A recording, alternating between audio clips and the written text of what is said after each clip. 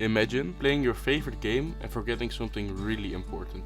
Something that halts your progress so much that it makes sense to use your preferred search engine to quickly get your answer. What was this Pokemon's second type again?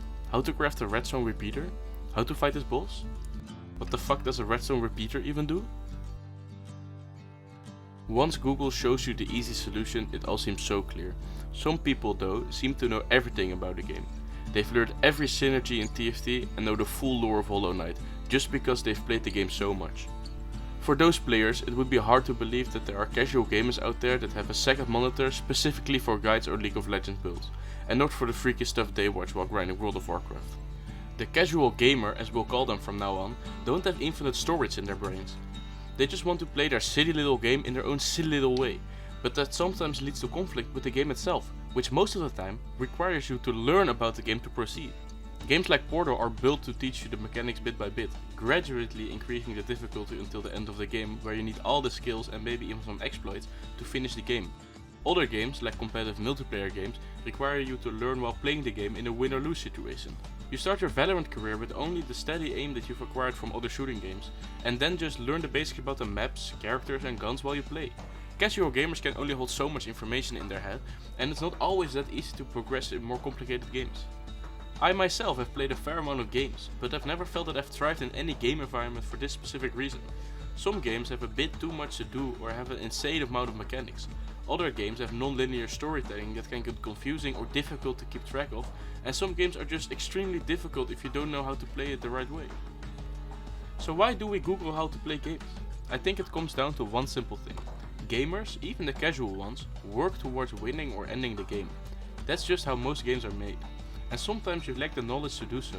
You might need to know what the best items are to defeat Bongo Bongo, or where to locate every colored location in CSGO. Not everything is common knowledge for everyone.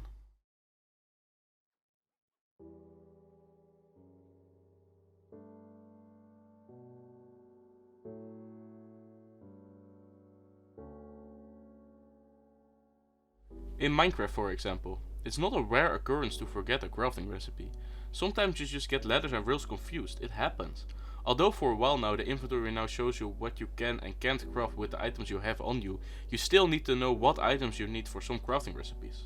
All that information is accessible for free, but the internet offers far more for this specific game. Countless content creators have videos about how to make an iron farm, how to make traps or how to make elaborate redstone creations. Every part of Minecraft can be automated in a way, but that takes intricate knowledge about the game's mechanics that are not always clearly explained. The developers even acknowledge that with their handbook series, update and revised might I add, and those are just the basics, meant to be read by children to learn the game. I think it's safe to say that the casual gamer can figure out the contents of these books on their own with a bit of trial and error in their own world. The problem starts to arise when the casual player wants to go beyond that knowledge, when they want to utilize game mechanics in a way that the game just doesn't teach you. You'll either have to trial and error your way through the game in a sandbox world to figure out how every part of the game works as a part or as a whole in combination with other mechanics, or just browse the web. Searching for a villager farm online, or how to easily grind wither stars, how to get the best possible stats for your horse, or how to search for diamonds the most efficient way after the new update. The casual gamer just needs to know how to do some things in order to enjoy the game a bit more. Adding an iron farm to our world just makes the process of playing the game less tedious. There's no need to know how the mechanics work if you don't get any joy out of making your own designs. It's just a tool to play the game that the developers didn't offer, so the game's community did. It's not as if you'll Google the whole progress from spawning till beating the game, because the game never really had an end.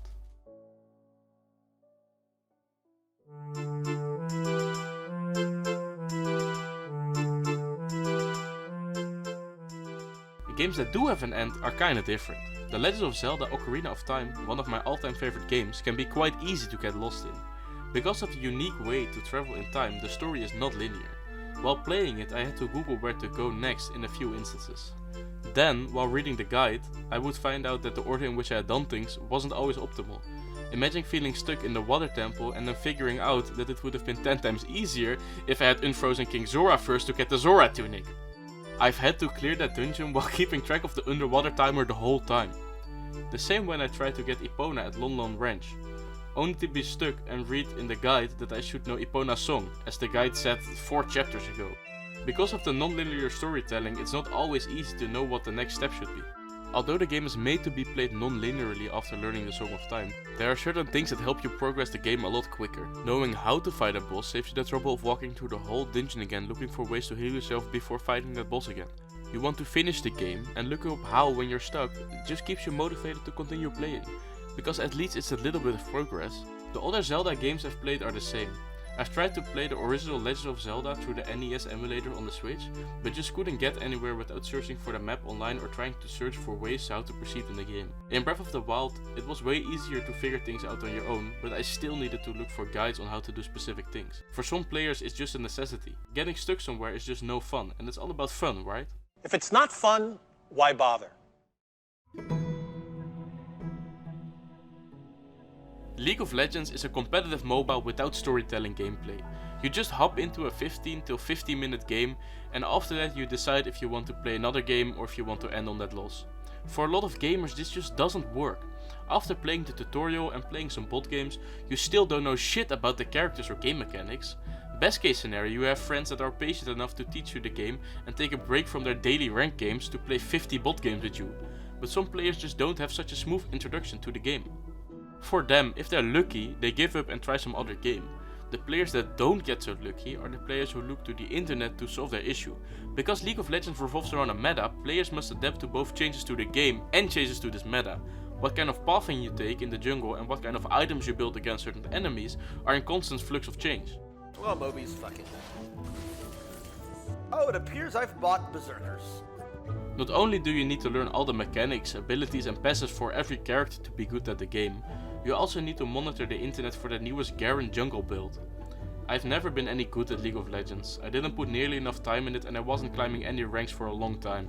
Having the game constantly change around me after a break for a few weeks wasn't helping at all. It was a challenge to learn the new items and new champions all the time. I always had to have a site like u.gg open on my second monitor to see what runes and items were good for my champ.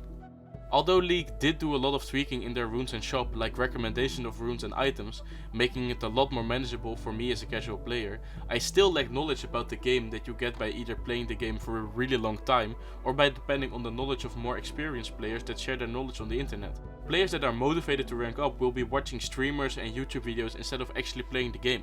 Casual players that only play the game and don't have this extra guidance that the game doesn't offer will only improve mechanically. While improving mechanically is good and can be rewarding on its own, it's hard to match up to players that are mechanically equal to you but are also well schooled in the ways of the game, like counterplay, wave management and jungle pathing.